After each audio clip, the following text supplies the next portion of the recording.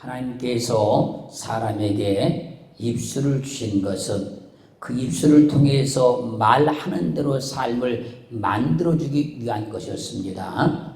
그러므로 사람은 입술을 통해서 어떤 말을 하냐에 따라서 자기 인생이 달라지고 삶이 달라지고 또한 그 사람의 말을 듣는 사람들의 인생까지도 삶들까지도 달라지는 거예요. 그러므로 한 부모로부터 태어난 형제들은 특별히 자신의 입술을 통해 나오는 그 말 한마디 한마디가 형제의 마음에 엄청난 영향을 미친다는 걸 꼭 인식을 해야 됩니다. 그리고 자기 입에서 나온 그 말, 형제의 한 말, 그 말로 인해서 자기 인생도 달라질 뿐만 아니라 형제 인생도 달라진다는 걸 꼭 인식을 해야 돼요. 마태복음 5장 22절로 24절 말씀까지를 보면요, 나는 너희에게 이르노니 형제에게 노하는 자마다 심판을 받게 되고 형제를 대하여 나가라 하는 자는 공유에 잡히게 되고 고발당한다, 그 얘기예요. 미련한 놈이라 하는 자는 지옥불에 들어가게 되리라 말씀하십니다. 그러므로 예물을 드리다가 내 형제에게 원망 들을 만한 일이 생각나거든 예물을 제단에 두고 먼저 가서 형제와 화목하고 그 후에 와서 예물을 드리라고 말씀하십니다. 여기서 형제는요, 아델포스란 말인데요, 이 말의 뜻은요, 아델포스는 연합을 의미하는 아와 자국을 뜻하는 델프휘스에서 유리한 합성어예요. 아델포스는.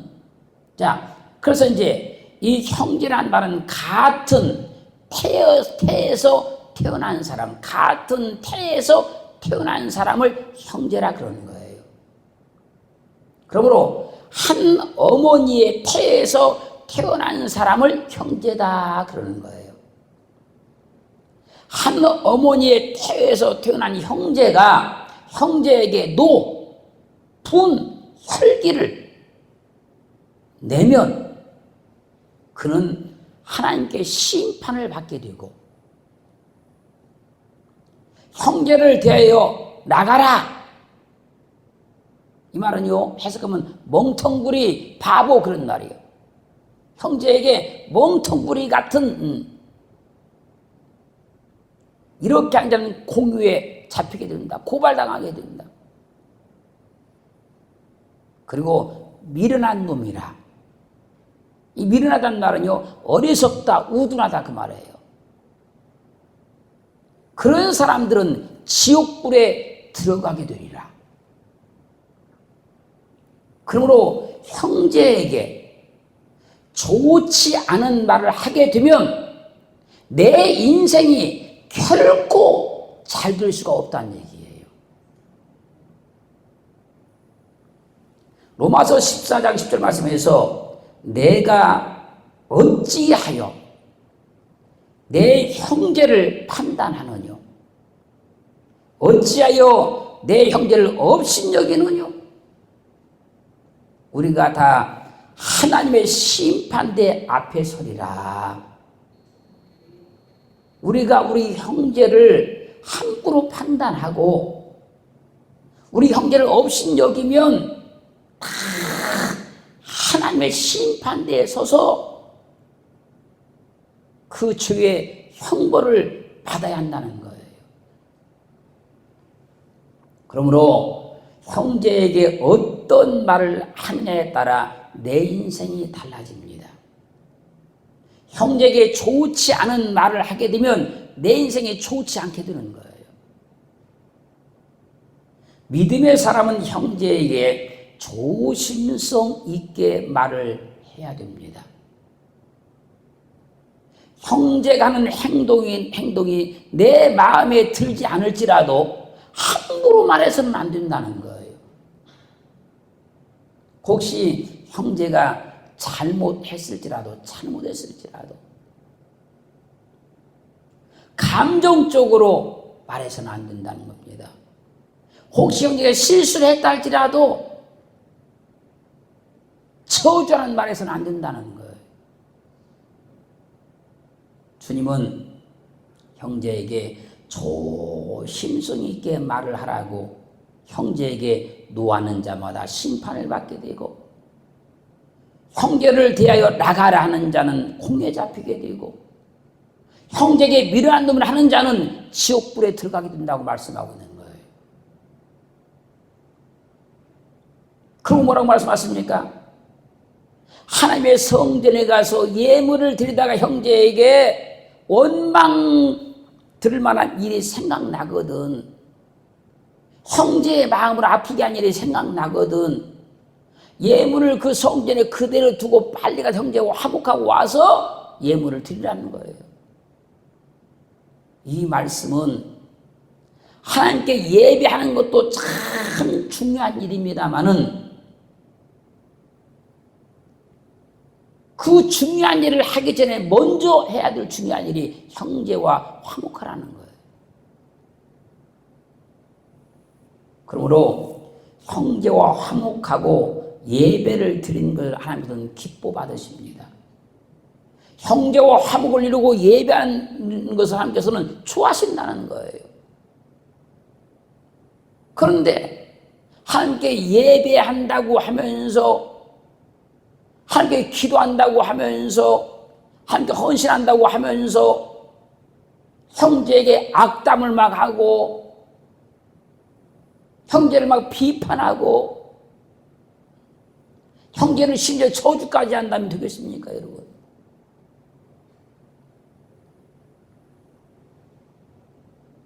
내가 실수를 해도 형제니까 덮어주겠지. 내가 말을 잘못해도 형제니까 이해해주겠지. 그렇게 생각하고 함부로 행동하고 함부로 말하다 보면 형제의 마음에 엄청난 아픔을 주게 된다는 거예요.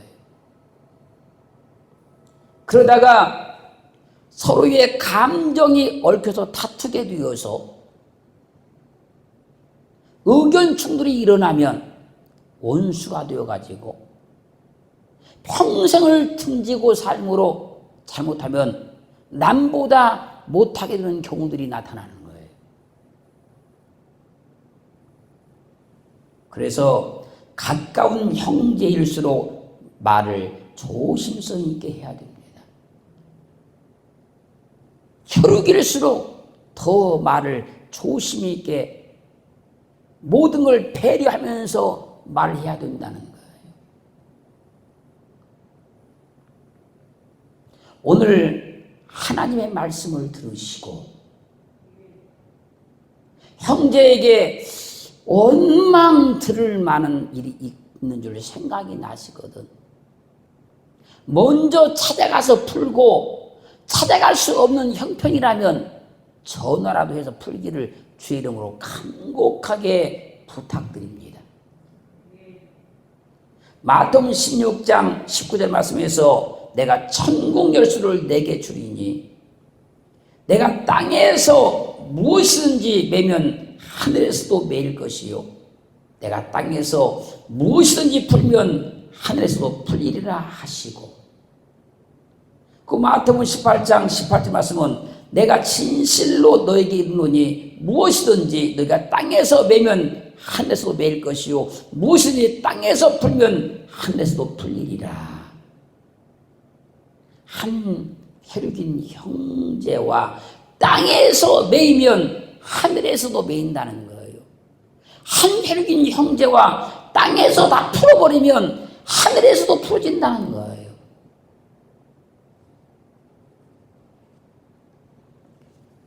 인생이 매여 살면 안 되겠잖아요. 인생이 묶여 살면 안 되겠잖아요. 한 형제끼리 땅에서 매인 것 있으면 푸시기를 주 이름으로 간곡하게 부탁합니다. 그럼 내 인생이 잘 되려면 형제와 얽히지 말라는 거예요. 내 인생이 복을 받고 형통하려면 형제와 얽히지 말라는 거예요. 저쪽에서 자꾸 얽히게 해도 내 쪽은 풀라고 해야 됩니다, 여러분. 그게 믿음의 사람이고 영성의 사람이 아니겠습니까? 내 환경이 정말로 잘 되길 원하고 복 받기를 원하면 형제와 원수 맺고 살지 말라는 거예요. 창세기 37장 3절로 5절 말씀을 보면요, 요셉은 야곱이 노년에 얻은 아들이므로 야곱이 여러 아들들보다 요셉을 깊이 사랑해서 채색 옷을 지어 입혔어요.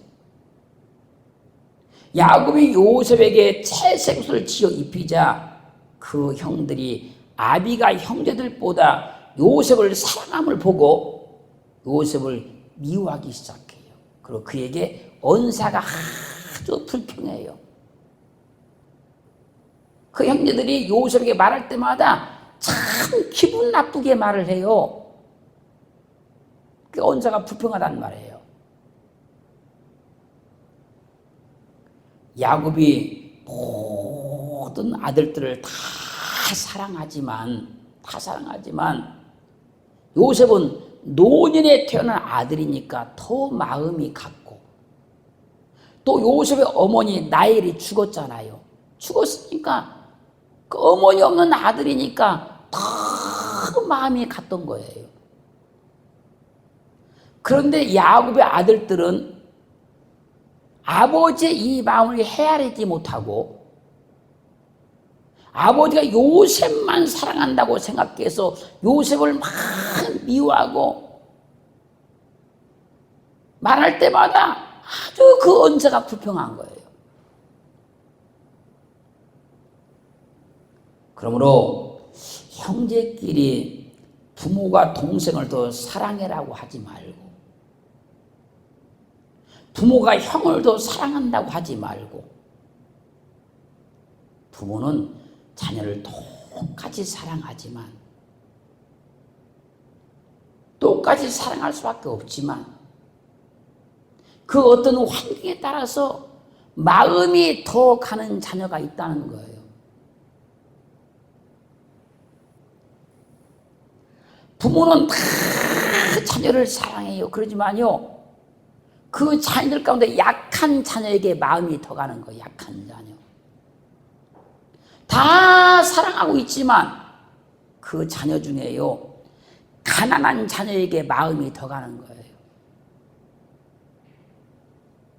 부모는 자녀를 다 사랑하지만 못 가르친 자녀에게 더 마음이 가는 거예요. 건강한 자녀를 사랑하지 않는 게 아닙니다, 여러분. 잘 사는 자녀를 사랑하지 않는 게 아니에요.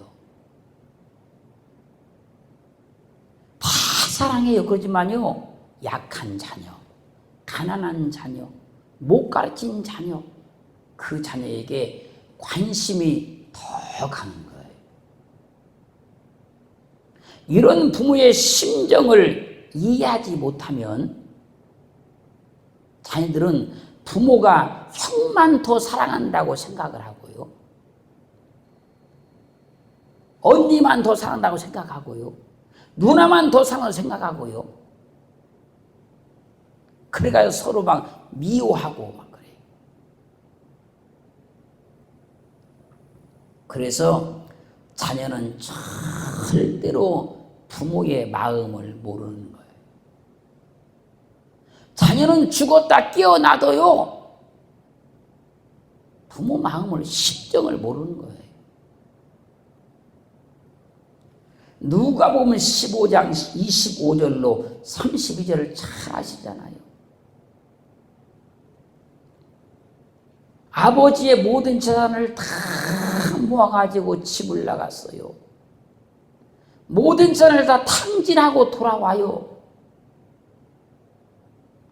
그때 아버지가 그를 대환영하고 받아들이고 제일 좋은 옷을 갖다 입히고 손에 가락지를 끼워주고 발에 신을 신겨주고 살찐 송아지를 잡아서 잔치를 열었어요.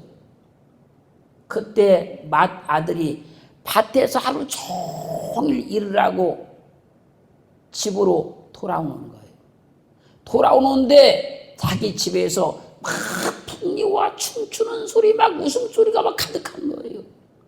동네 사람이 묻는 거예요. 우리 집에서 무슨 잔치가 벌어졌냐 지금. 그 동네 사람이 말하는 거예요. 당신의 아버지의 재산을 모아가지고 아버지를 멀리 떠나서 모든 재산을 다 잃어버리고 알거지가 되어서 당신 동생이 들어왔는데 당신의 아버지가 너무너무 기뻐하면서 그를 대환영하고 살찐 소를 잡아 지금 잔치를 벌이고 있습니다. 그러자 그 맏아들이 화를 내면서 집에 들어가기를 거절해요. 그때 아버지가 나와서 말하는 거예요. 야, 집에 들어가자. 네 동생이 돌아왔다. 그 아버지 말에 그 맏형이 말하는 거예요. 내가 여러 해 아버지와 함께 있었고 아버지를 섬겼고 아버지 병을 거역한 적이 없는데 아버지는 내게 염소 새끼 한 마리도 잡아주지 아니했나이다. 그런데 아버지의 살림을 다 탕진해버리고 돌아온 저 아들을 위해서 어떻게 살찐 소를 잡아서 잔치를 벌일 수 있습니까?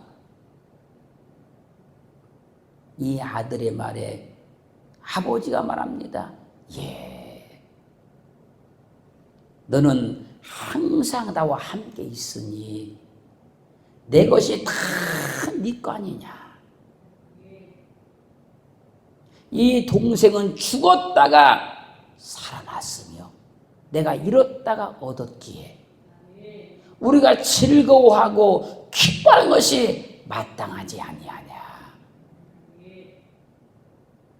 그래서 자녀는 죽었다가 다시 살아나도요 그 부모의 심정을 모르는 거예요. 세상에 아무리 대단한 학문을 다 배우고 깨우치고 박사학위를 받아도요 자녀는 절대 부모 마음을 모르는 거예요.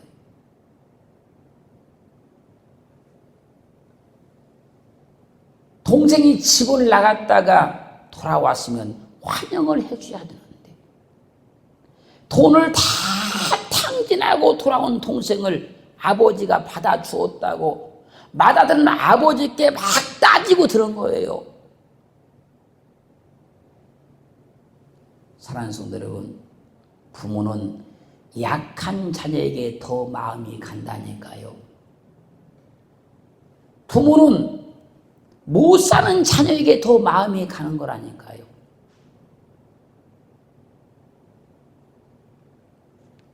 실패한 동생에게 형은 형답게 말을 해야 됩니다. 형답게. 그동안 얼마나 고생이 많았냐. 얼마나 힘들었냐. 형답게.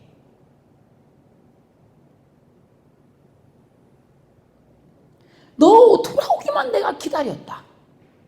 왜 인자 왔느냐? 아, 실패한 동생이 돌아왔으면 형은 형답게 말을 해야 된다고, 형답게.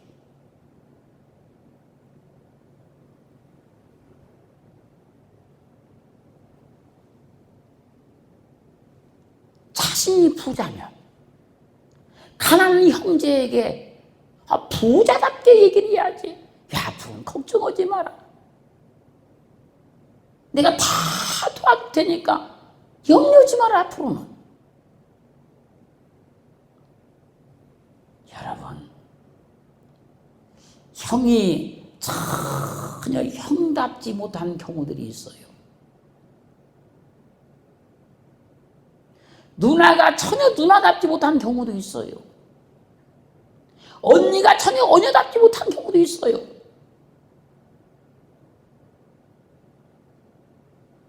또요, 동생이면 동생답게 말을 해야 되는데 때로는 동생이 전혀 동생답지 않아요.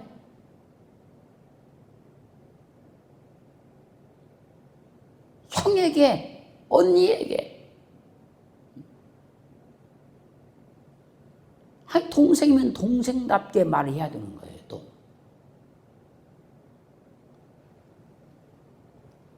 형, 동생을 따질 것이 아니고, 자신이 실패했으면 실패한 자로서 말을 해야 된다는 거예요.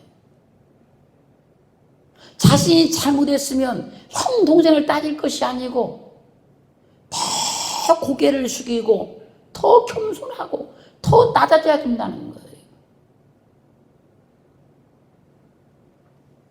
그런데요,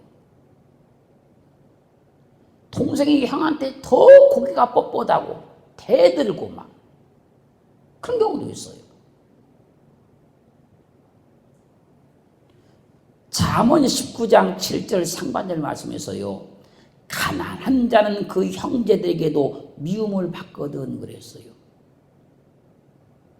가난한 자는요, 그 형제에게도 미움받는데요. 형제가 가난하면 형제들도 그를 미워하게 되어 있다는 거예요. 형제 간에는 형제가 실패하면 형제가 아니고, 형제가 가난하면 형제가 아니고, 형제가 병들면 형제가 아닐지 몰라도 부모에게는 실패했어도 자녀요, 가난해도 자녀요, 병들어서도 자녀인 거예요.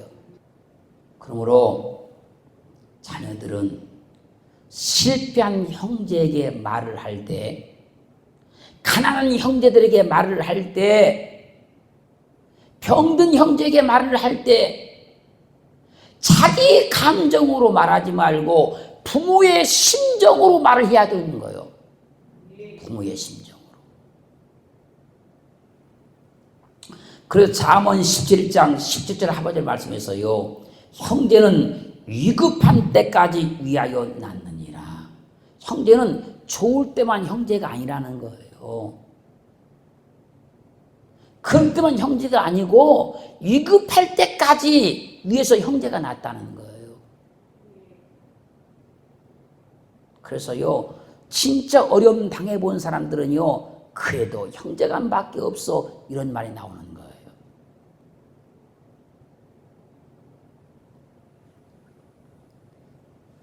하나님을 사랑한다고 했으면 이 세상 재물을 가지고 형제의 궁핍함을 절대로 외면해서는 안 된다는 거예요. 형제는 위급한 때를 위해서 낳았어요. 위급한 때를 위해서. 그랬으니까 이 세상 재물을 가지고 형제의 궁핍함을 꼭 도와야 된다는 거예요. 뭐 도울 수 없는 형편이면 어쩔 수가 없겠지만, 도울 수 있는 형편이라고 하면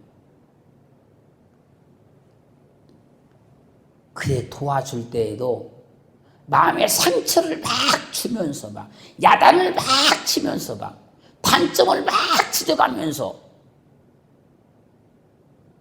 그러면서 도와주는 것이 아니고 위로해주면서, 소망을 주면서, 감사 주면서, 그래야 하나님이 입술의 열매를 통해서 내 삶을 복되게 만들어주는 거예요.